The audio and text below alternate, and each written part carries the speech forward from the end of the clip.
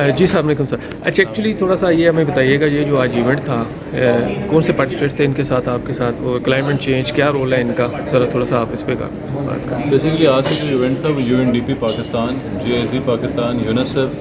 Ministry of climate change, ministry of plan and development special initiative کی ایک joint work shop تھی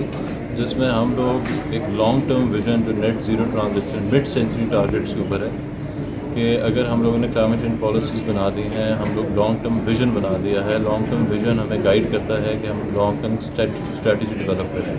یہ strategy بنانے کا مقصد یہ ہے کہ ہر سیکٹر کے اندر, چاہے وہ انرجی ہے, ایگریکلچر ہے, ٹرانسپورٹ ہے, انڈسٹریز ہے, واٹر ہے, ان سارے سیکٹرز کے اندر سے ہم کاربن ایمیشنز کو کیسے ریڈیوس کر کے منیمم لیول تک لے کے جا سکتے ہیں. اس کی ریزن یہ ہے کہ ہم لوگوں نے ایک انٹرنیشنل لیول پہ 196 کنٹریز نے پیرس ایگریمنٹ سائن کیا ہوا ہے. اس پیرس ایگریمنٹ میں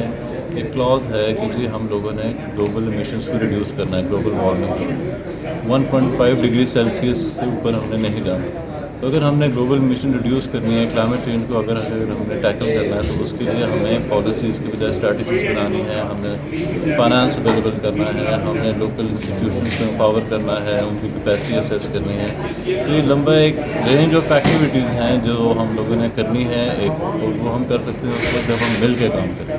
تو گورنمنٹ کو ساتھ میں پرائیویٹ سیکٹر, ساتھ میں ڈیولپمنٹ پارٹنر, سب کو ایک فورم پہ لے کر آنا,